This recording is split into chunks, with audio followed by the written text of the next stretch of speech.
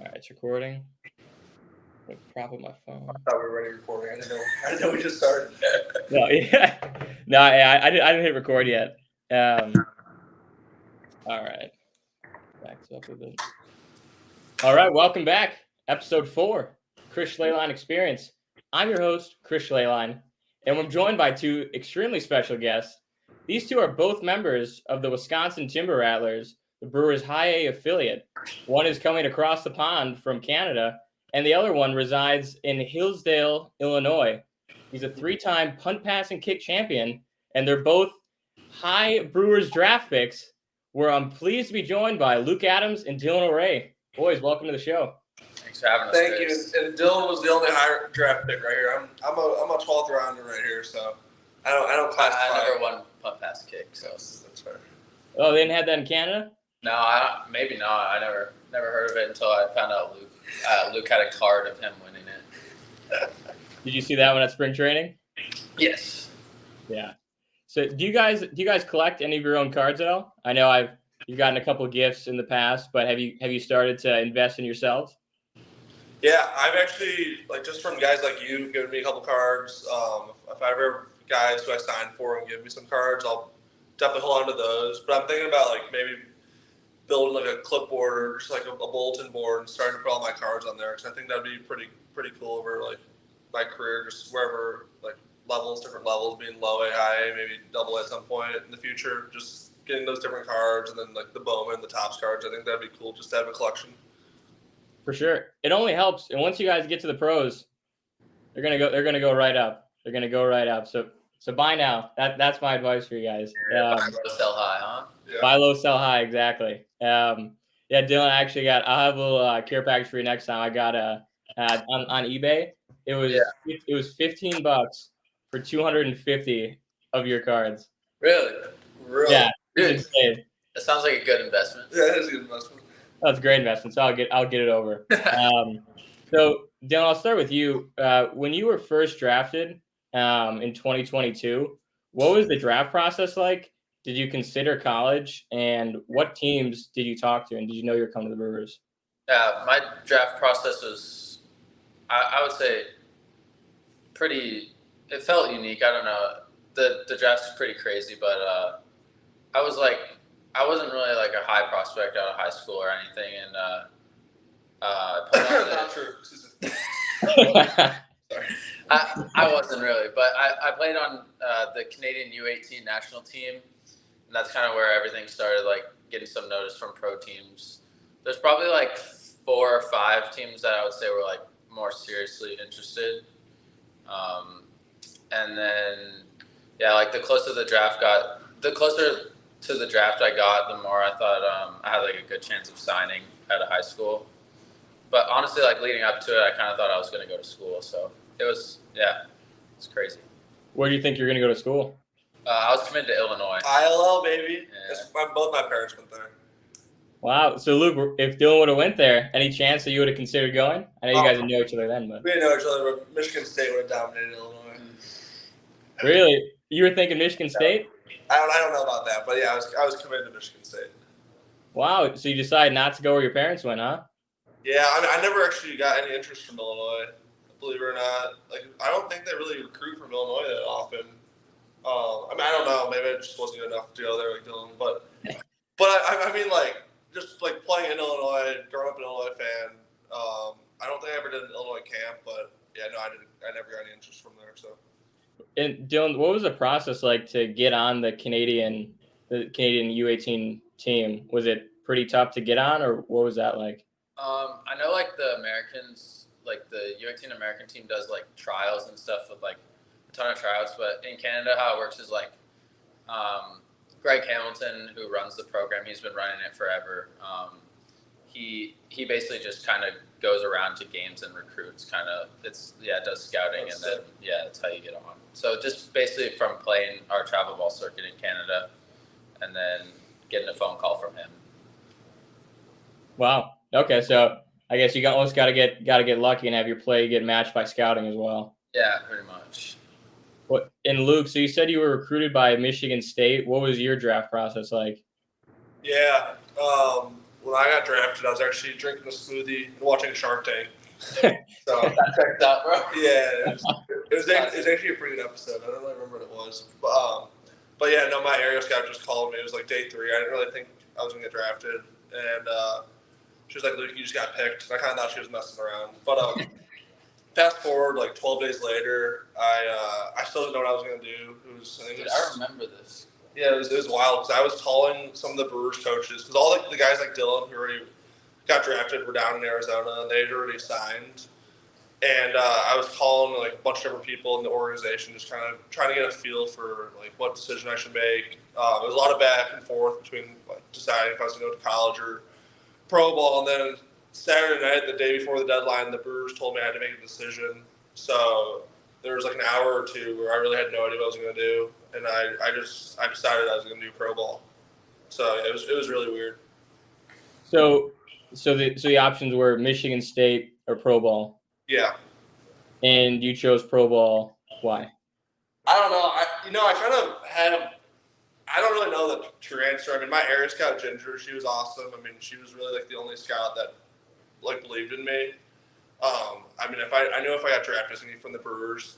But I think at the end of the day, it came down to like I don't know. Just in the off season, I was gonna be able to go to Bears games. I really think so. I don't know. I was so 50-50. I think both would have been great options. I mean, Michigan State would have been super cool. Pro ball would have been super cool. I was at the end of the day, I was just trying to find like, one way to lead me over to the other side. And I really think it was the Bears. I was just like, man, if I do this, I can go to Bears games in the offseason. It was Bears and a little bit of that smoothie too. It got to your head and it made you. Yeah. If you know Luke, that's a true story. No, it really is a true story. I'm surprised you didn't have your own slushie there too. I wish I did. That was awesome. That happened. Oh my god, that was electric. And so on a typical off day for you guys, like today, what do you guys usually up to? We're just driving around in our cars on Fortnite. These little 12 and 13-year-olds are just chasing us with turrets. Yeah. Yeah, we might go over to Meyer and get a pizza to make in the oven. Yeah. That's about it. Yeah, that's pretty classic. We'll play Fortnite on our off days. I make a smoothie every morning, so I'll do that. Then Dylan gets up, he goes and gets breakfast. Like this morning, I got tropical smoothie. Oh yeah. And then we have this very good plan of like, oh dude, we're gonna grind ranked Fortnite today. We're gonna play for a couple hours, and then once these 12 and 13-year-olds just start killing us, we usually get off after like 2 or 3 games. But then we'll both leave our games on because we know at some point during the day we'll get bored. So then we'll like make a pizza or get some food, and then we'll play some more Fortnite. And that will last us another 2 or 3 games. Another 2 or 3 games, and then that's usually about like 6 or 7, and then we'll just chill out for the rest of the day. Yeah. I know you guys are playing pro ball, but it sounds like you're living a part of the college life. Yeah, to an extent. I mean, it's just like it's not as bad as it seems. I mean, we get like mornings off. If we have a day game, we'll get the nights to ourselves. Mondays are off days. Like for me personally, we travel there to Michigan. I don't really mind the bus rides because I'll just watch a movie or watch some TV shows. So it's pretty nice. Yeah, the day games when we have day games are pretty funny. Like if Luke and I get a hit, we're like, all right, we'll be in a good mood to play Fortnite. Yeah, or if it's like the 8th inning and we're both over, we'll be like, dude, we just gotta make it one more inning. We'll be able to play some Fortnite later. So regardless, after the game, it's Fortnite. Yeah. So let's say you guys both have an 0 for a day. Do people leave you alone? Do you guys get a certain type of way, or are you both like you have a great game or a bad game is usually kind of the same, kind of even keel? I wish it was like even keel as much as you'd want it to be. Like that's kind of the goal, is to not have high highs and not have low lows. But I mean, that's just the reality of it. Like sometimes there's going to be some lows where you're in a bad mood, and like for me, like I try not to be around like other people after that kind of thing. Just I don't want to like take it out on anyone else. Try and get back into a good mood after that. But yeah, that's just the reality of it. Like some games you're going to be upset after. That's just how it is. Yeah, it was just funny the other day. I think it was a Friday game. Dylan and I were both in the we're both like 0 for 3. We're talking. We're kind of like just laughing. We're like messing around.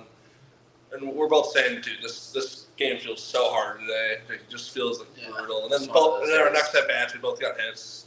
So it's just how baseball goes. You got to just keep like a very steady mindset because it might feel really difficult at some points. But then your next at bat, you might just get a hit, and then it feels easy. I mean, the game's never easy, but that's why you have to keep that mindset like pretty consistent, so that through the lows and through the highs, you can kind of stay level. No, for sure. And so when you guys go up to the plate, then I know I was watching some film on your guys' swings, and you guys have kind of drastically different swings, I would say. How did you both come to develop your swing? And do you make small tweaks during the season depending on stuff?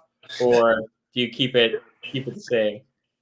You go first. No, you answer that. All right. My whole baseball development was I did like private lessons with the guy who played in the big leagues, Adam Stern. He played with the Red Sox in the big leagues for a couple of years. He's Canadian from like my area, so I've been like working with him since I was as long as I can remember. So all like my kind of swing development was based on like stuff that he learned through the game, and we're kind of similar type of player. So that's kind of where all my stuff came from. And then as far as making tweaks, like I try and stay away from that in the season and just go up there and compete. But I mean, at some point, if it's not going well, like you have to change something. And it's like baseball is kind of it's about adjustment too. Like guys that can adjust faster to, I mean, this year, for example, like being in high A is completely different than low A, like the way they pitch you and kind of like the arms we see. So guys that can like make adjustments quicker, that's a big thing to be successful too. Yeah, and you're lucky about talking about your hitting coach. I mean, when I was growing up, my hitting coach was my dad. And my dad didn't pick up a glove till he was in 8th grade. he was a high school football player. He was a lineman, so he doesn't really know anything about baseball. So like there was good and bad about that. I mean, the good thing is that I don't know if there's actually a ton of good about that, but my swing growing up was literally like a caveman. I would just like grab the bat. My dad would be like, "Luke, go hit the ball hard," and I'd be like, "Bet," and I'd just go swing out of my shoes. So I mean, there's some good in that I never used to like overthink that type of thing. And then now as like I'm in pro ball, I mean, there's definitely a lot of swing things that I can improve on. So that's just more of like I'll just go out there and play, and then our hitting coaches, like, if they'll see something, they'll kind of let me know, and then I'll go from there. Well, Luke, when you were in high school, I saw like you kind of had a leg kick, but it wasn't nearly what it is now. How did that leg kick come into play, and why do you prefer that over no leg kick? Such a good question. I honestly have no idea when that came into play. This is the thing with Luke. Like, I don't even know how to say this, but I think you might find like comfort in like changing some things every once in a while, just to do it and just to try it. Like that's totally. There was this game in high school, just like, and I still do this from now, and the coaches got on me about I need to be more consistent, not change stuff all the time. But in high school, I would just literally pull out like a new leg kick or like a toe tap every day. And then last year in pro ball, I would like there was this picture on my Twitter profile of me swinging where it looked like I was a player in the 1920s, and I put it in my Twitter profile because I kind of just like that if there's one picture to show who I am, it's that picture because it's just like a really wonky swing. But people were asking me after that game, like, Luke, do you even realize your leg kick is that big and your swing's that weird? And it felt so natural last year that I honestly had no idea it looked like that. Then fast forward to this year, I did kind of tone it down in the offseason, just kind of worked on refining my movements. But I didn't really know in the moment how big my leg kick was last year. Well, I mean, the leg kick's been helping you hit some bombs, that's for sure. Yeah, every once in a while, but. Well, and Dylan, for you, I know you're mostly a contact hitter, right? An 0 so far in the home run category right now. Do you ever think about that? Like not necessarily while you're at the plate, but I mean, obviously to get your first one, it'll feel so sweet. I just know like that's not a big part of my game, so I'm really like not too concerned about. I know I'm going to run into one eventually here. You hit the wall a couple Yeah, times. I get kind of chirped by our strength coach every time I hit the wall in the air that I need to hit the gym more. But yeah. Well, you're what, 5'9", 160? Yeah. Right. So I mean, it's like that's just not my game. I was talking about how many did South Freeland, for example. He probably didn't have a ton of home runs. Yeah, there's a lot of guys that don't hit a ton of home runs in their minor league career that end up tapping into some power when they get older. So it's all good. And then the balls with some juice, and you get some the big league baseballs are used. Really, compared to the minors? I think if there's, I'm trying to think of a good example. When we face that rehabber. Yeah, rehabbers. When we face rehabbers and you barrel up a ball, it feels like it comes off way hotter. Really? Yeah. What about compared to spring training? Any difference there? Did we hit big league? Yeah, we faced Alex. Like for me, I had. Yeah, that was ridiculous. Yeah, I hit a ball off Alex Cobb that felt like my hardest ball I've ever hit. Celebrate. What's that? What? Well, no, I felt like it was the hardest ball I've ever hit, but it wasn't. Off Alex Cobb. Well, I got lucky. He hung me like a changeup after the first inning. I think he struck out like 8 out of 9 of us. Yeah. It's actually funny. Backstory. We're facing Alex Cobb that day, and like, growing up, like coming from a football household, I know like a lot of football players. I mean, 'cause my dad just like really harped on football, so like I know like the entire Bears history. When it comes to baseball, I'm not as familiar with a lot of the names. Like each year, like this year, I'm growing and I'm learning like a lot of new players. But yeah, our first game, we have our new hitting coach, Tim, and I don't really know Tim's vibe. I kind of thought he was like messing around. He goes, "Hey boys, we're facing a rehabber today, Alex Cobb. He was an all-star last year." I was like, "Oh, Alex Cobb, yeah, for sure." And he's running through his pitches. He's like, he's got a 4-seam, a 2-seam, a changeup, a slider, like just all these different pitches. And I'm like, yeah, I had that same arsenal in high school. And I walk on deck, and I'm kind of just like swinging my bat, like whatever. I get into the box and I look at this dude. I'm like, this dude's old. Like, he got like a full beard. Throws me a first pitch. It was a cutter. It was literally the nastiest pitch I've ever seen. And I look over at the dugout, and I kind of like nod my head like, "Tim, you weren't kidding, were you?" Tim was like, "No." And then he struck me out 2 pitches later. So that was like a first at bat. But then the next at bat, get back to the big league. Yes, big league balls. He hung me a change up the next at bat, and I didn't hit it like very hard, but it felt like the hardest ball I've hit. It almost killed the third baseman. Well, it came off the bat because it's the big league balls. It was all the time, and it just like kind of jumps off the bat a little bit. And did you get a hit then, or did the guy catch it? It went through his legs, so you can call it a hit, but it was, I don't know. He almost died. Yeah, it was maybe a hit, maybe an error. We can call it a hit, spring training hit.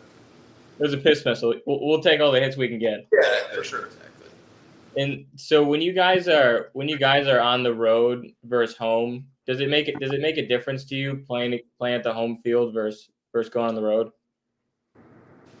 I sometimes like playing on the road, like just being at a different stadium is kind of fun sometimes. Especially if you're like the strikeout batter. Yeah, that was a lot of teams do the strikeout batter. The hard thing about being on the road is like, I would say like the eating is probably the toughest part. Not having a car, you're ordering Uber Eats all the time. It kind of sucks. Or I was walking. I don't want to pay that extra $5. Yeah, I was walking like an hour back and forth, like combined 30 minutes each way to Smoothie King every morning when we were in Peoria. You were making the walk in Peoria? Oh yeah, I was walking. I wanted to jump into the river because we didn't have a cold tub at our field, so I kept asking the trainers if they could cold tub, like watch me jump in the river, but they said it was too dirty. But he's dead serious. I actually would go. I wasn't kidding. It was earlier in the year. It was a little bit colder outside, so that was like perfect opportunity. We have no cold tub. There's this huge river by the hotel. I was like, "Can I please jump in?" But they wouldn't let me. So.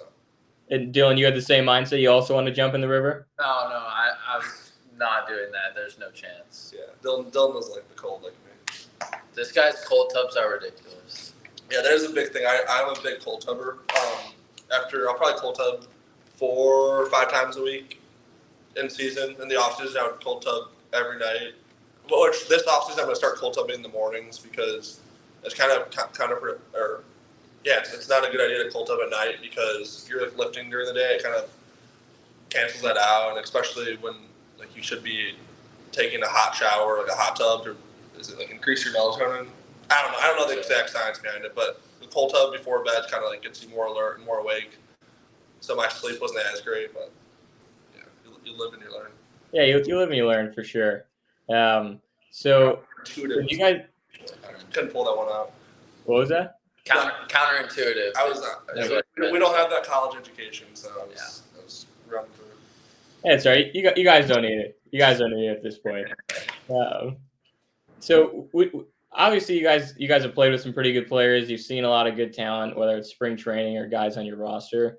Who do you think is like one of the most like underrated guys that you've played with or faced so far? Where you're like, man, no one's really heard of this guy, but this guy's pretty solid. Well, I'm gonna jump in because there's a guy. I send this. I send Dylan his videos every day. There's this guy last year. His name's Samuel Basalo. Yeah, the Orioles. Yeah, the Orioles. And we played against him last year before he was like a huge prospect. Like I hadn't heard he was good or whatever. First at bat, like you could just tell this dude's a big leaguer. I mean, like I think he lined out against Mizrachi, but it was a 99-mile-per-hour fastball, and he just absolutely turned on it. And then the next day in BP, because we're like our BP groups right after they're done, I was watching him hit and watching him throw on the bases, and it was just the craziest thing I'd ever seen. And then this year, and I'm not surprised in Double-A, he has 10 bombs. So I mean, that's like a guy that I saw last year, and right away, just if I watched him take one at bat and one round of batting practice, I was like, this dude's a stud.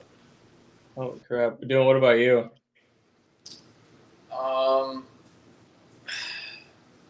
See, like for me, for some reason, like when I'm playing, like everyone always asks me, like, "Oh, who's the best pitcher you faced this year? Who's the best pitcher you faced last year?" And like for some reason in my brain, like everything kind of like rolls together. So it's not that I'm not paying attention, but I don't know. I don't really make a mental note of it. You can just say Alex Freeland. Yeah, Alex Freeland rakes. Yeah, I would say like, I mean, even like Arenamo on our team, like, I don't know that he's underrated, but I mean, his defense is insane anywhere in the infield, like shortstop, second base, third base, like just making ridiculous plays. Totally. Crazy contact bat with some power now too. Like he's hit some bombs this year, and he just has like, I mean, I feel like every game he has 2 or 3 hits. Yeah, that's how it feels. Yeah. I mean, he's pushing 290 right now, right? Last I checked, he's like 289. Yeah. Oh my gosh. Do you think they're going to give him the nod soon and call up Cooper to play with you guys? I have no idea. Yeah. So how do you know? Like, do you ever have a feeling if you're going to get called up, or how does that process usually go? Is it pretty random? I mean, they gotta look who's like playing in front of you. Because for example, like if Cooper, say Gregory's, I know Gregory's been out right now, but say he's healthy right now. I mean, I'm pretty sure how it works. I'm not entirely sure, but like for Cooper to get called up, it would mean like someone like Gregory or like one of us would get called up, and then that means someone from Double-A has to get called up, and so on. Yeah, it's like a chain reaction. You really have no idea what's gonna happen. It's all about like one guy in front of you moving, kind of thing. Yeah. What did you guys think of Craig getting the call so quick to Double-A? Did you guys ever face him in any live bullpen sessions? Yellow? Yeah. I think Craig got called up too late. Yeah. Should have been called after his first appearance. Yeah. Disgusting. I mean, we could put him in the 6th inning, and he could go like a 3-inning save with like give up no runs. Like yeah, he's he was just unfair here. I was I think we were playing about a month or 2 ago, and I left the game early, so I was in the training room because I think I bugged like my wrist or something. But I was watching him throw on the TV because Dylan kind of. Dude, I can see it from center field when I play. Yeah. Yeah, Dylan can see from center field. I got to see that center field that angle, and it was, oh my gosh, it was like literally these guys were taking the worst swings of all time. And from the infield, when I played third or first base, I'm kind of like, why are these guys swinging like that? But it made sense once I saw the ball from center field. It's crazy. Oh my gosh! It almost seems like that he might get called to AAA or maybe even the big leagues this year with the way he's being. Yeah, he could totally. I mean, I don't know how that works. I know how good big league hitters are, but I mean, it seems like he could definitely get some outs. Well, and with the big league club right now, I mean, you guys are probably seeing all of our pitchers are hurt. I mean, it's getting to that point. Even Jacob could get called up at some point if we really need him. I feel like. Do you guys think he's ready? Have you guys faced him at all? Who, Jaeger? Justin Jaeger? No. Yeah. Yeah. Me. Oh, Mizra. Oh, sorry. I thought you said Jaeger. I mean, I faced him in spring trains. Nasty. Yeah, he has big league stuff. Yeah, I don't know. I think I saw a quote that from Pat Murphy. He said, pretty much if you can throw the ball forward in our org, you could help the big league team pitching right now just because of the injuries. I'm pretty sure that's what he said. It's funny. Did you guys have much of any interaction with Pat this spring? Yeah. How many did you back up some? Yeah. Yeah, I got a funny story. Just backing up big league games, like he's always around on the bench, and then we had like he'll come talk to the minor leaguers, kind of give like a speech. He's a great guy. Yeah, when I was backing up, I think it was maybe when we were at the White Sox, and we were in a huge rain delay. So I started doing some magic tricks for all the coaches, and it was all the coaches besides Murph. So it was literally like pitching coach, hitting coach, everyone. So I had two really good card tricks. At least I think they're good card tricks. They might not be good. They're pretty good. They're all right. Makes you look pretty smart. So I do one card trick, and I'm like, oh, that's a lucky one. Like I only get that one out of every 52 times. And they go, do another trick. And I do another trick. I'm like, oh, lucky again. Get that one out of every 52 times. So then they call Murph in. And I only have two good card tricks. I'm not going to repeat a card trick that I already did. So I tried this new quarter trick that I have. And I got every coach, but Murph was the only one that saw how I did it. And so he kind of clowned me. He was like, hey, I got a trick for you, Luke. Or I don't know if he called me Luke. I don't know if he knows my name. But he's like, I got a trick for you. I'm like, all right.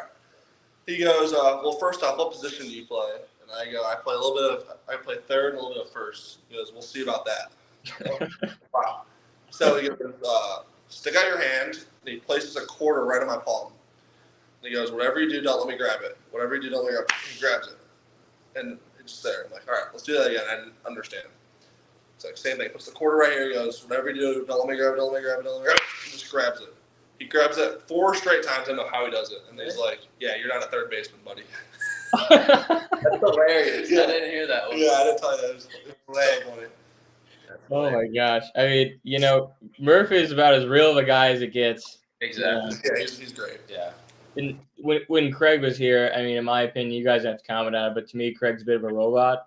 Did you guys have much of an interaction with Craig as well? And do you see any differences between them? I maybe talked to Craig one time just because one of my best friends was supposed to room with his son at Michigan. Oh, okay. And I kind of just asked him about it in the dugout. That was really the only time I ever interacted with him. I don't know about you. Yeah. This year I backed up quite a few big league games in spring training, so I was more like I was around like Murph's team, I guess you could say, more this year. Last year I was only at one, and I think it was like the last one of spring training. So yeah, I didn't really run into Craig. Yeah, I only was backed up maybe 2 games last year. So Dylan, did you challenge or did you show Murph any of your magic tricks, or did that not happen this No magic tricks. Dylan will have to show how good he can shoot the turret when we're driving in Florida, bro. It's that hand-eye coordination right there. So Luke, I saw an interview with the T-Rats or whatever that you said you want to be a grandmaster in chess. Yeah, I love my guy.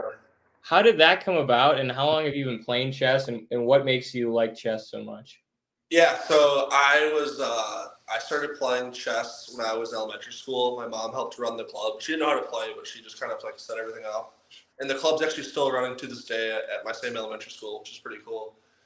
But yeah, my mom we'd have one practice every week on a Monday, and we have tournaments every Wednesday. Mm-hmm. And I didn't mind it at the time. Like we went to tournaments, I got a Domino's pizza, so I'd have like 2 or 3 slices every tournament.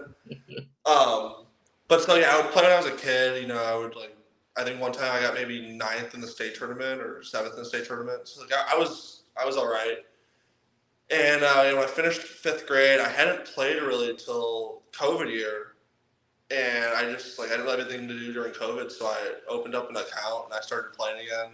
And then fast forward to right now, I got my rating up to 2,000, which for people who don't know what chess is or like how chess ratings work, I think that put me in like the top 99th percentile. So which was pretty cool because I haven't played in a while, so I don't really know like all the strategy involved. I mean, I know a good amount of strategy from when I was young, but yeah, like I even reached out to my old chess coach and asked him if he could start training me again because I kind of wanted to like get to that grandmaster level, which I don't know what rating the grandmaster is, but I think it's like I'm still a little bit of ways away. And yeah, I play 1 minute bullet chess because I think it gives me my best chance of beating good players just because I have a higher processing speed. So if I would play the same player in a 1 minute game versus a 10-minute game, I mean, the field would be very more level when we play in a 10-minute game versus a 1 minute game. But yeah, no, I just think chess is pretty cool. Yeah, chess is not a hobby for you. It's just you're actually like good at it. Yeah. Like he'll be playing chess on his phone. I just think he's on his phone. I don't really realize he's playing chess. I'm like, oh Luke, and he's like, doesn't even like acknowledge. He's just like this on his phone. I'm like, look at this. He goes, 1 second, bro. I'm in the game. He's like, That's I'm like, my bad, dude. That's exactly how it goes. That's literally exactly. Oh my gosh, Luke, Dylan, are you playing any chess with him at all, or what kind of?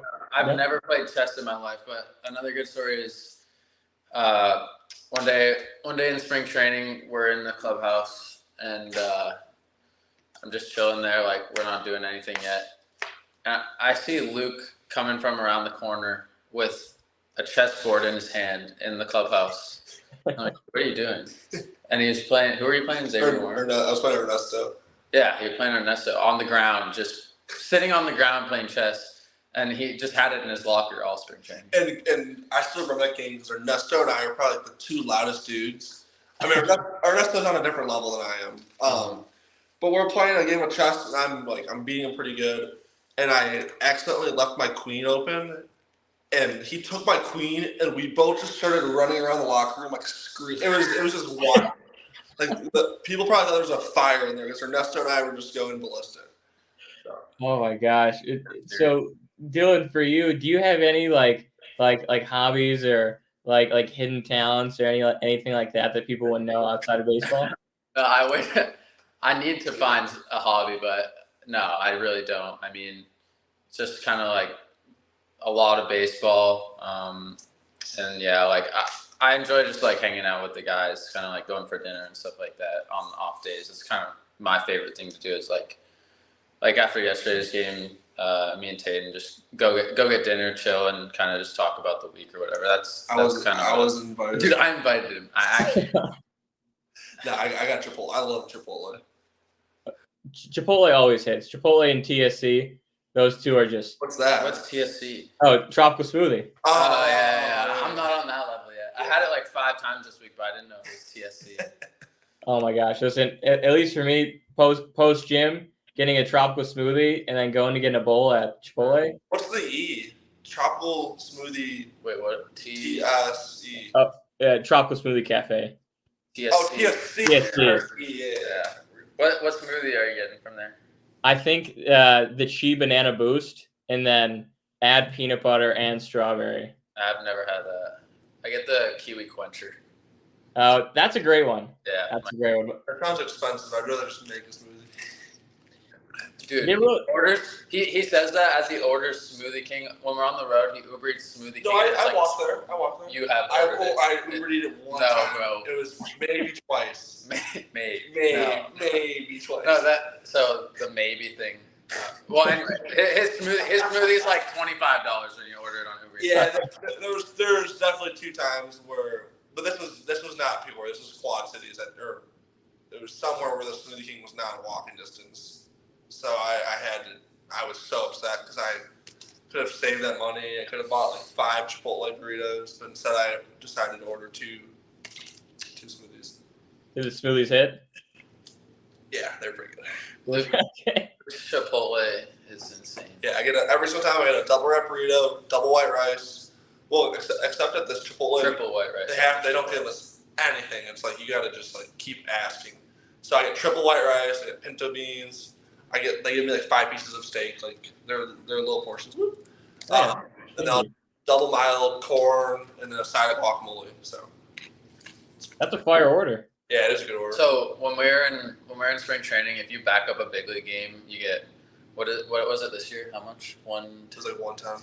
Yeah, you get like $110 extra on your meal card for the day, and I remember like 2 years ago. Mm-hmm. Every time you get that, you'd be like, that's 10 Chipotles. Yeah, no, I'm in Chipotle currency. That's a starter. You know what? Chipotle is elite, and I don't know if you guys have heard of this, but it's something that, like, I've been to Chipotle. When I was in Arizona, it was like, to your point, Chipotle was maybe a mile down the road for me, but I was always just DoorDashing that shit every single time. That's crazy. Sorry, I got an alert. Dan Hurley turned down Lakers 6-year, $70 million offer to return to UConn. He turned it down? Yeah, 6 years, $70 million. That's wild. That's dedication. I respect that. That's dedication to UConn. He really wants that three-peat, I guess. Wow. That's I would play for him if I was a really good basketball player, but it's not me. Can you play basketball? No. I do this cool video of me juking or breaking his ankles in like 4th grade. But, Is it still on your huddle? no, it's on my videos. It's on like my top video. I always pull it out when anyone brings up basketball. I just boop boop, and then I play the video, and it's pretty sick. Can you dunk? No, You can't dunk? no, I cannot dunk. I can dunk a tennis ball. Yeah, I can dunk a golf ball. I probably dunk a volleyball, but I can't palm a basketball. I don't got hops, so. You can't palm a basketball? No, I really can't. I can't dunk a I can't dunk a basketball. If someone alley-oops it, I can dunk You it. can probably dunk a women's ball. Yeah. If someone alley-oops a basketball, I can dunk it. I can't. I don't know how. Like, it's the art of dunking. I can't figure it out. Well, I will tell you, I've only dunked once in my entire life, believe it or not. There's a video to prove it. No big deal, but it's crazy. And I mean, I felt like I had a vert, but my arm was like all the way stretched out. But Dylan, at 5'9", 160, you got to have a bit of a vert, right? Yeah, I can get up there a little bit. So We had like a vert competition at my training facility this off season, and it wasn't bad. what'd you like? I 39. don't even remember what it was, but it was number one. No, that's I should remember what it was. Subtle brag, but silver. Well, if yours was 39, I mean that's in like the top 80 percentile in the NBA for sure. I don't know if it was 39, but You I just can't got remember what it was. You had to have gotten at least like 37. Something like that. High 30s, I think. Yeah. Because even Pat Connaughton, he is one of the highest verts in the NBA, and his is 42. I used to love him when I was a Notre Dame fan. He was Crazy. back in the good old days. Did you like him as a baseball player or basketball player? Basketball, I used to be a big Notre Dame fan. What changed? That's a long story, but no, pretty much like I was. Dude, you have a story for I got a story and a person for everything. You got like a hurt toe. Hey, I know this guy, but no, I was a Notre Dame fan. I was talking to them when I was getting recruited, and they're kind of like leading me on a little bit. Like I don't know if they were actually gonna offer me, but my one of my coaches got a little bit like annoyed, and he said, "Tick tock, mother trucker," but the other word, and they never You can talked. swear if you want, no problem here. No, I'm not a big swearer, but yeah, they never talked to me again. So I don't know if it was from that, or I don't know if they just were never really interested, but I kind of don't like Notre Dame much anymore. Yeah, if they burnt the bridge. That's what they did. I mean, that might have been my coach, but he's awesome. Todd, I mean, he's the owner of Top Tier. He's the best, so I wasn't mad at him. So he kind of helped me out with like a lot of the other schools. For sure. Well, and you guys have lived together, you said, for pretty much your entire pro career almost, right?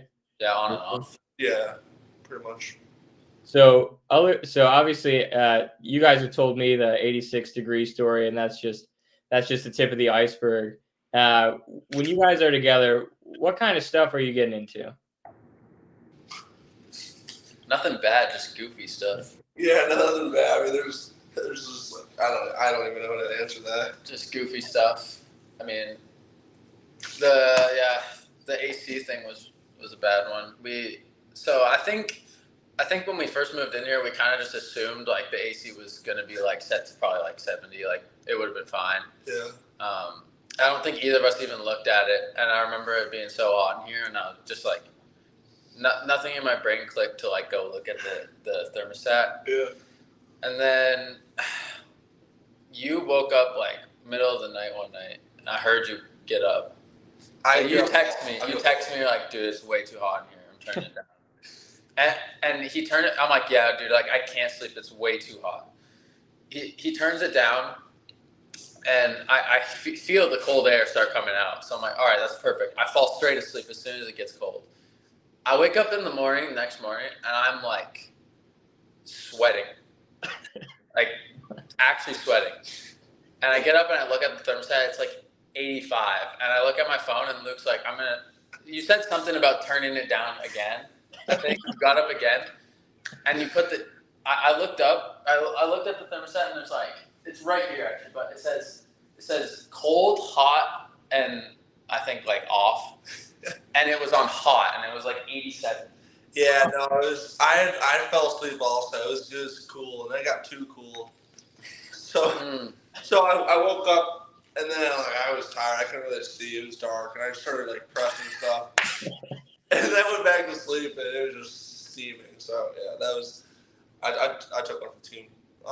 Only another funny story I can remember is one time it was a night game, and Dylan and I got back pretty late. And I was over by the kitchen sink, and Dylan was just chilling over here. We were talking, and all of a sudden our door starts opening. Like someone starts opening our door. And I literally brought my fist up like this. Luke was like actually thought someone was breaking in, and then that like kind of scared me. Yeah, no, I was like, oh, it's like nothing's gonna happen. Like someone just went, like I don't know, someone touched our door or whatever. And then I see Luke like square up. I'm like, dude, what is going on? And it was Dylan had opened our door, but he left the keys in our door. And then one of our neighbors, or one of our teammates, he just opened our door to let us know our keys were in the door. But I didn't know it was Yoho for like 5 seconds, so I was just like chilling there like I probably got my ass beat, but I was gonna take one for the team though. Do you guys have that 1-2 combo? No, I don't. But that's why you gotta act like you do, because if someone is trying to break in and you have your fists up, they might be a little intimidated. What, Dylan, even on the ice, you ever got into a fight? Did you go to the box? Oh yeah. There's some scraps, but nothing crazy. Yeah, hockey. Yeah, that's just how hockey is. So when did you start playing hockey? I tell everyone this, like everyone that asks now, like in Canada, probably 90% of kids learn how to skate before they do anything. Like you don't even remember learning how to skate. Like your parents will just take you to the ice rink and let you learn how to skate, but you don't even remember it. So yeah, forever. It's kind of like when you're a toddler and they just toss you in the water to make you learn how to swim. Yeah, it's like having parents. Yeah. I learned how to skate when I was 5. Did you? I don't know how to skate anymore. You probably could still. No, I could not. But yeah, I learned how to skate before like anything. So I played hockey from probably 4 till freshman year of high school. And then after freshman year, you decided to focus on baseball, or why did you decide to stop? Yeah, I focused on baseball because in Canada, like we don't play outside baseball, like through the winter. So most of our development is like practice indoors in the winter, and so like hockey kind of just overlapped with that, and I knew like I wanted to keep getting better at baseball, so I had just left hockey alone for a little bit and focused on baseball, and I never went back to it. But I remember like we'd have practice on Saturdays, baseball indoor, and I'd like go to practice in the morning there and drive straight to the rink and go play hockey. So it was a lot. Do any of your buddies still play hockey, or when you're back in town, you guys usually hang out, maybe get on the rink, or does that not happen anymore? I don't think I've skated in like 2 years now, but yeah, a couple of my buddies still play like junior A, which is like junior A is like you get drafted when you're 16, and it's like a league for 16 to 21-year-olds, and then like a lot of guys get drafted to the NHL out of that. Okay, and they just kind of play through there. Yeah. Okay. Well, and even Luke, for you too. I mean, I heard you were TE1 for a second, right? I was what? Oh, 10 to 1? I don't know about that. I mean, yeah, technically I was. but it was more because I moved to North Carolina, and I don't know, the teams in our league were very good, so it made me seem like I was Gronk, but in reality, I wasn't Gronk. At least I felt like Gronk. Do you have a football highlight or story that you remember? I do. I thought you were going to say a huddle. You definitely. Okay, that too. Whatever you want to take it. I do have a huddle, but yeah, no. So Everyone has a huddle. everyone has a huddle. I never played football. I probably have a huddle. Mine was Yeah. So we moved to North Carolina my freshman summer, so it was before my sophomore year. And there's actually no reason why we moved. We were just in the summer. One day, literally, my dad was like, "Do you guys want to move?" And we kind of all thought he was like messing around. My dad's always wanted to move out to the East Coast, and we said sure. We kind of thought he was just messing around. And within the next month, we bought a house in North Carolina. We had leased our house in Chicago just in case we didn't like it in North Carolina. But yeah, we moved to Chapel Hill, and we went to football practice. And my brother's a quarterback, so they put him in the quarterback group. And I was like a bigger kid, not particularly that fast. So they put me in the lineman group. And I'm like blocking for 5 minutes. And I'm like, this is BS. I'm not playing lineman. So I told the coach that, I'm like, can you at least just like let me run a couple routes? And I ran a route, and like the route was fine. I dropped the ball, whatever. So I was kind of just like in that phase where I didn't really want to play football, but I was just like there at practice just because I didn't really have anything to do. And fast forward like a month or two later, I was the third string tight end. And we're at practice one day, and I'm playing with the scout team against the starting defense. And I run a slant against one of the best players, and he absolutely just cheap shots me into the ground. And I was just pissed. I wasn't just running around or whatever. So I walk back into the huddle, and I go to our quarterback, I'm like, hey, this next ball, you're going to throw it right to me. Like, throw it high so I can jump up, and I'm going to grab it. So we run, like, pretty much similar play. He throws it up. I catch it over this kid, our starting safety. I grab him, like, kind of like by the neck, and I slam him into the ground. I then grabbed the ball, and I threw it at his helmet. I walked over him, and everyone started going crazy. And then next week, I was starting at tight end. It was just, it was a funny thing, but that kind of got me. If that guy never did that, I don't even know if I would have played football all that year. Wow, so all it took was that guy doing a cheap shot, and you're like, all right, I'm sick of this shit. Yeah, no doubt. Yeah, it's a true story. I only tell true stories. No, that's a lie. That's a lie. Half the time, dude, Luke will say something.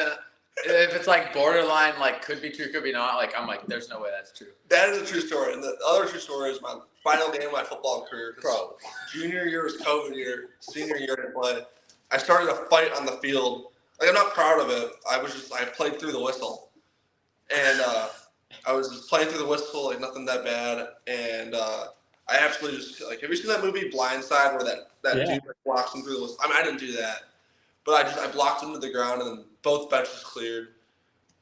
And there was 5 minutes left in the game, and they called the game. My brother and I had to get escorted out of the place because we were like not in the nicest neighborhood. My brother and I got escorted by police cars, and I do have photo and video proof of that. Okay, yeah. What was it yesterday or 2 days ago? You were saying, and I was like, no, you're lying. I don't know, but it was actually, but I believed it for a second. Oh yeah, so I did get. I'm not proud of this. I did get thrown out of a game this year. Oh yeah, that. And it was on me. I apologized to the umpire right after. I accidentally said the F word. I was just in the heat of the moment. I really didn't mean to. And I do have respect for the umpire that threw me out. He was actually our umpire this week. He's a great guy. And Dylan just yesterday was like, did anyone like talk to you about that afterwards? No, I said, what did you say? Because I was like, how much did you get fined for that? Or did you get fined for that? Or did you like? Oh yeah, he's like, I was like, how'd that work like afterwards? Because I never got tossed. Yeah, and I told Dylan, I was like, I didn't get fined, but it was awful. I got a phone call from Matt Arnold, and he kind of chewed me out for a little bit, which wasn't true at all. Dylan was it's like, because I believed it at first. I was like, no way, really? Like, yeah. The GM called you when you got tossed? And he's like, yeah, he was pissed. And he's like, no, just kidding. That was a good line. That was a good one. I mean, Luke, to your point, I was bought in there for about 5 seconds before that. Yeah, it was Yeah, so the thing he said about I only tell true stories is a lie. No, but if I have a fake story, I'll tell you that within a minute. Fair enough. Oh my gosh. So Luke, why did you get ejected from that game? Was it balls and strikes or? Yeah, Can't argue balls and strikes. you can't already bar. Yeah, it was a bad. I mean, it's okay. I understand how hard umping is. I mean, you got like guys throwing 95. You got a small box, and even if the ball's like touching the edge, you still got to call a strike. And I'm a bigger guy. It was just a ball below the zone, and I just told him it wasn't a strike, but I said the F word in there, and I honestly just slipped out. And he tossed me within a second, and I didn't even say anything after that because I knew I messed up. So I walked straight off. I had a different view of what happened. I was in the clubhouse. I think I was the last out of the inning before, and usually if I'm the last out of the inning, from the inning before, I'll like go in the clubhouse or whatever, just kind of chill for a little bit. And so the game's always on in the clubhouse on the TV, and I'm like. I sat down in my locker or whatever. I probably grabbed a snack or something, and then I was going back out, and I'm like pushing the door open to the clubhouse to go back down the tunnel, and I hear, "I think Adams just got ejected." I turn around and look at the TV, and Luke's walking back to the dugout getting ejected. I go down the tunnel, and he's coming up the tunnel after he got tossed. Yeah. I'm like, "Dude, what happened?" And Luke's like,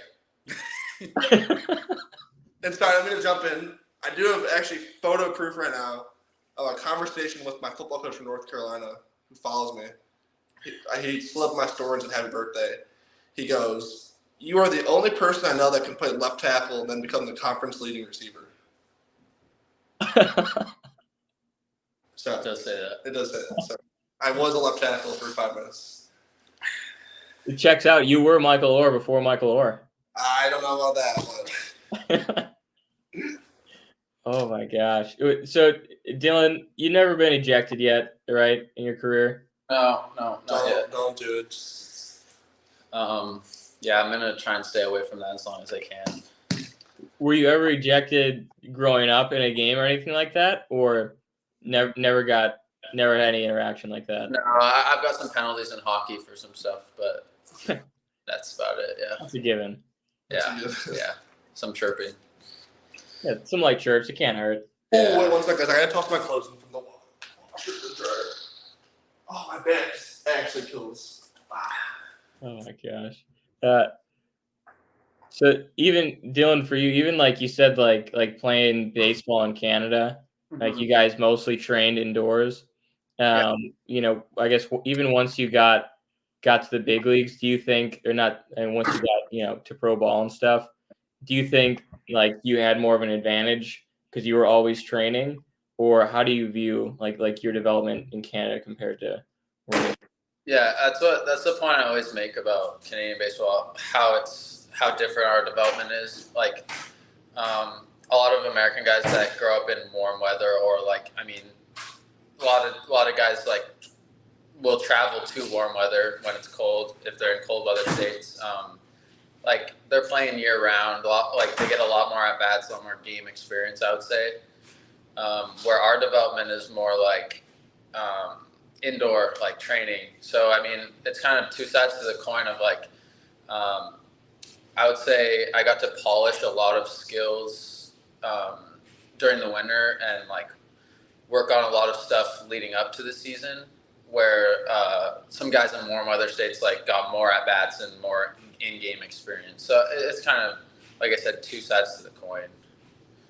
And even so, like when you're training, like, for pretty much the whole year and stuff, or for the most part inside, what exactly is those trainings? Is it like in a warehouse with a turf field? Yeah, the facility I grew up training at and like where my travel ball team trains at is, I mean, the best training facility in the country, I would say. So we have like basically a turf infield, like the whole infield, and then I mean tons of cages and the weight room too. So yeah. And so you just mentioned the weight room. How often are you lifting weight during the season compared to the off season? Yeah, off season is like 5 times a week. I'd say like, I mean, sometimes I'm bored and I'll just like kind of work out because there's nothing else to do. So maybe more than 5, but I think like our training program is 4 to 5 a week with like some like a conditioning day mixed in or whatever. And then during the season, it's only 2. So it's pretty drastic change. But I mean, it's really hard working out during the season while you're playing 6 days a week. It's not ideal. No, because you need the recovery time too, right? Yeah, 100%. There's a fine line. Like everyone's kind of different. I mean, some days you go into the gym and you're just so tired that it might be counterproductive. But then there's also days where, okay, like if I get my lift in, I'll probably feel better the next day. It's kind of just a fine line.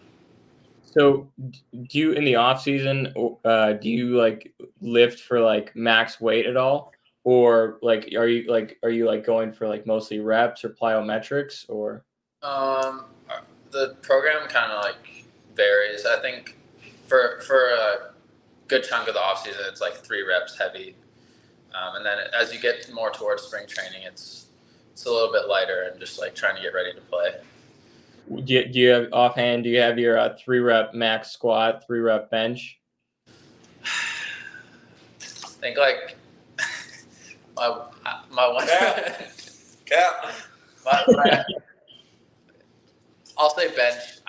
My squat. I don't know what my squat is, obviously, because I hit more upper body than legs. I think I can 1-rep max at like 270 on bench when I'm really strong in the off season. Yeah. I have video proof. No, I can't do that much. You can't. Really? What? Everyone looks at me and thinks I'm just like. Well, I have like short arms too. So. Yeah, I can't. So Luke, if I put 270 on the bar right now. Oh, right now, no chance. No, prime off season. Put 270 on the bar. Prime off season, definitely 265, 270. Wow, I think my max I ever got was 2 plates and a 10 on the side. So I guess that 245. That's where I'm around. But so Luke, how often are you lifting like in the off season, and do you only lift 2 days a week during the season as well? Pretty much Sandy and Dylan said pretty consistent with a lot of ball players. Did you have a max like bench or squat from high school that you recall at all? No, I mean max deadlifts. I feel like I did this offseason maybe. What's 5 plates in each side? 495 for like 2 or 3. Yeah, 500. 500 for a couple. But yeah, squat not great at it, bench not great at it. Okay, sure. Yeah. Mostly deadlift. Yeah. Squat's tough. Yeah, I'm not a good squatter. I used to be able to reverse lunge a lot. Actually, I used to be able to hit 315. But my knee isn't touching the ground, so that's like it's like a full rep. It was more like just like down explosion. I mean, it was good depth, just not like to the ground. Yeah, we can count it. Maybe. We'll count it. Maybe. we have this funny thing with Luis Lara because Lara and Gregor are like the best at it. Those go to the plate, and if the first pitch is there, they just swing. And it's awesome. Like I wish I could do that. I'm a little more on the passive side. So yeah, when Dylan started with Lara, you can just yeah. So Lara just came back from his hand injury this week, and I don't know his whole thinking behind it, but I'm pretty sure because it was like his first couple games back, he just wanted to swing. Like he had no interest in. I don't want to. I'm not speaking for him. This is what I got from it. He didn't really have much interest in walking. Like he just wanted to hit. He's just excited to be back and hit again. So he goes to me the one day. I don't even know how it came up, and he doesn't speak a ton of English, and I don't speak much Spanish at all. And he goes, today, 4 at-bats, 4 swings. And he goes, maybe 5 swings, 1 foul ball, maybe 5. Do you know how he did that day? He had 2 hits. He had a double and a single, and then the next day he had, I think, like a first pitch triple. So that was 2 days later. Yeah, it was working out pretty good for him. Yeah, maybe 2 swing. So does that mean that you guys are going to be swinging at first pitch next game? I wish that's something I'm trying to get better at. Just swing at the first pitch. If it's there, I'll swing. Yeah, if it's there, I'll swing half the time. So, Dylan, I know that you're a beast on the base paths. Like pitchers actually have to like make it a point to watch out for you on there, right? Have you dealt with any challenges so far this year with guys trying to pick you off more or trying to steal? I know the goal is still at 70, right? Yeah, the goal is still 70. What are you right now? 30. I don't know how that pace is looking. Someone can do the math. Oh yeah, 5 more in the next 9 games. So, I mean, yeah, I think like there was a good example of that this week where it was our second time playing. It was our second series against them, and so like first game of the series, I got on, stole first pitch, so I'm at second, and I mean the guy was slow to the plate, so that's always when I'm looking to go, and I thought I had a good jump on him at second base, and they had like a planned pickoff play. Like first pitch I got on second base, they picked off, and I was they got me dead to rights at second. So yeah, I think like the more the season goes on, the more there's like kind of like mind games, or like you got to be a little more careful. So how does that change your approach then? Because now you know that they're actually like they're actively thinking of trying to get you off the base path. Mm-hmm. What do you have to do different out there to be able to continue to stay on and get more bags? Yeah, like some of it's a little bit of mind game. Like I don't know. There's a bunch of different little things you can do, and then just picking good counts to steal on, like counts where there's a high probability they're going to throw an off speed, which is much easier to steal on an off speed rather than a fastball. Like, and a much better chance that it's in the dirt, which is really hard for a catcher to pick it and throw it. Just like picking better spots to go. Well, it's hard because you're still trying to be aggressive, but the longer the season goes on, the more teams are kind of aware of it. So, have you ever stolen home or thought about stealing home before? My 12U coach will tell you that I stole home one time. In a tournament. I barely remember it, but it did happen. Other than that, no. We tried a kind of a double steal this year where like first and third, I'm at third base, and guy steals second, they throw to second, and I try to go home, but I got thrown out. So. Whoa. Oh my gosh. I feel like stealing home is like it's the pinnacle for any base runner, right? Yeah, it's tough. But that one Yelich had this year was crazy. That was awesome. Oh, that was nuts. Yeah. Did you get much of an interaction with Yelly this spring? Yeah, I was around him a little bit. He's a great dude. Like, I mean, you never really know what to expect being around guys that are like, I mean, you're like, he's a star and has been a star since he was forever. Mm-hmm. But he is like everyone that's asked me like, oh, have you like talk to Yelly at all? I'm like, dude, he is the most normal guy like you'll talk to. He's very nonchalant. Yeah. Like, I feel like Yelly's almost the definition of even keel. You really don't see him upset very often. Yeah, he's just a normal dude. It's pretty cool. Great guy. 100%. And Luke, back to the base path thing. So I know you like to steal a little bit as well. I'm slowing down now. This is a good story. I don't even know what the story is. My legs just aren't like they used to be. The story is you got thrown out this week and you came back to the dugout. And usually if you get thrown out or something happens on the base path, I'm the one that you come straight over. And you're like, what happened? You asked me, like, did I get a good jump, whatever? I'm like, dude, it looks like you got a good jump. And you're like, dude, I'm just slow now. What is going on? I'm done seeing myself slow. The same umpire that threw me out. This year stealing, when he's the second base umpire, I'm 0 for 4 stealing. Every time I'm done. If he's never the second base umpire, I'm just not stealing. Without him, I'm 12 for 14. So if it wasn't for him, you wouldn't have those 4. No, I wasn't even close. I was just slow. That was the game I was at, I believe. This offseason, I'm a big emphasis on speed. I need some speed back in my game. Well, because you had 30 bags last year, didn't you? Yeah, I still think I can maybe get to 30. We just have to. What do you have now? 12. Yeah, you can get to 30. I just took a step back this week, going 0 for 2. Because was that Hunter Owen that made the pickoff play for you? Like, you were right off the bag, maybe like. Yeah. Like, I felt like you were like 12 feet off the bag right there, and you were just dead set on going, and they did the turnaround in. He knew I was going. That's a rough for him. It hurts the heart when you get thrown out twice in a week, but trying to keep running. Shoot to get hot, shoot to stay hot, shoot or shoot.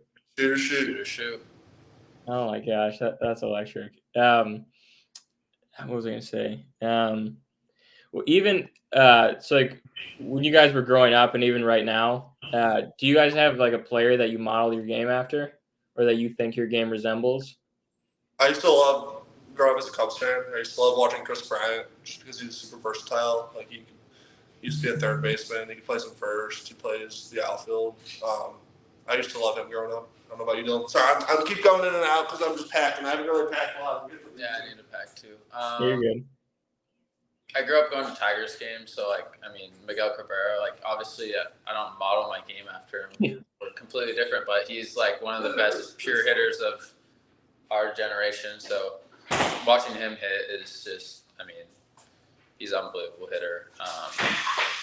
And then like, I remember watching Jose Iglesias play defense for the Tigers, and I was like, this is insane. Like some of the plays he would make. So yeah, defensively him. I don't know that I ever like watched someone and was like, okay, like I'm modeling my game after him. But yeah, just I mean, there's a ton of guys that I've watched growing up. Jose has had some pretty dirty picks in his career over there at short. Oh yeah, he's unbelievable. He's a wizard with the glove. Tank said don't turn the AC off for the week. Oh yeah, good call. I'll let you take care of that. Okay. Yeah. Don't. Luke, if you want to come back real quick, I'll hit you guys with a couple quick hitters, and then I'll let you guys pack and get on the road trip. He's coming. No worries. Quick hitters. Hey. Well, before that, so you both have cards, right? That we talked about. So you got to do a lot of signing on the road, right? Have you guys gotten burnt yet? Do you guys still enjoy it? What do you feel about signing? Yeah.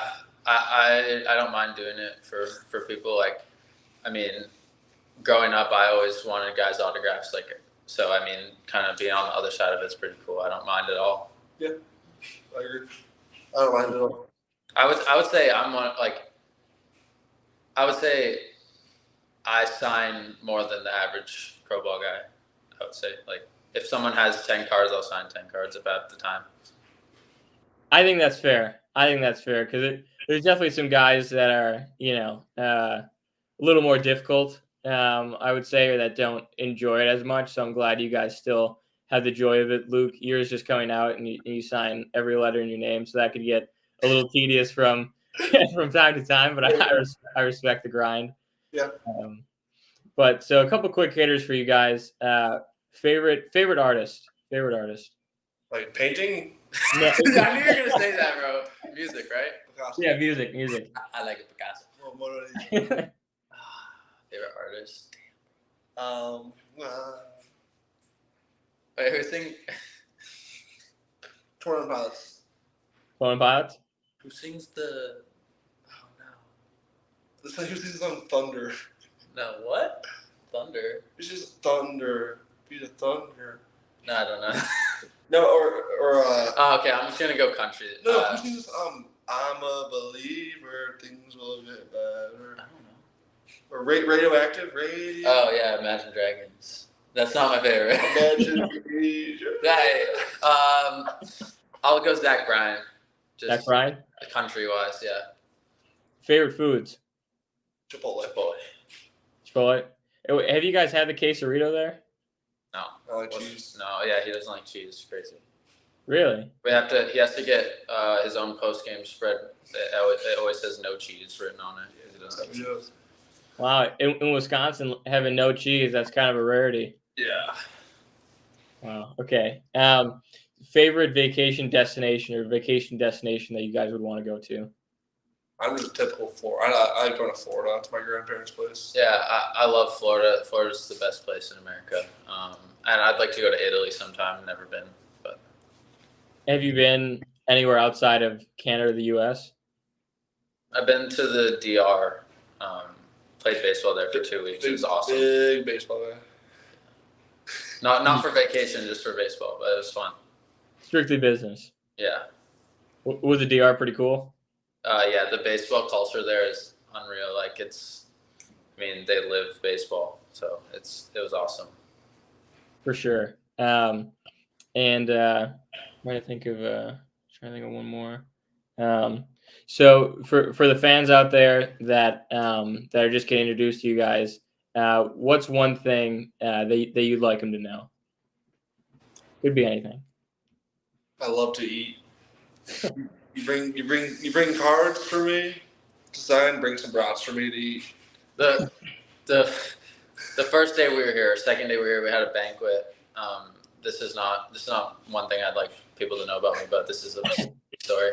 True story. We had a banquet, and so every player goes up to the front, and so we're kind of all on a line, and I'm sitting beside Luke, and so they asked the same 3 questions to every player, and we were there for like, I don't know, probably 2 hours, and it's like, favorite baseball memory, where are you from, whatever, and everyone's giving the same boring kind of answer, like no one really cares. Oh, I won my 12U travel ball tournament, whatever, and no one cares. So it just got repetitive, and but I mean, there was nothing we could really do about it because that's the question, so we had to answer it. So Luke's turn comes up, and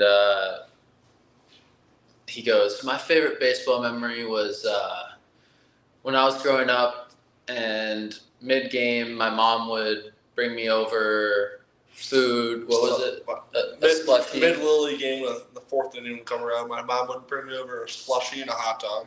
And then he goes, for all you guys that don't know me, like, I love food. I love to eat. If you're ever tailgating before a game, like, let me know. I need some brats. Yeah, I had a whole stand-up comedy. Yeah, it was literally stand-up comedy.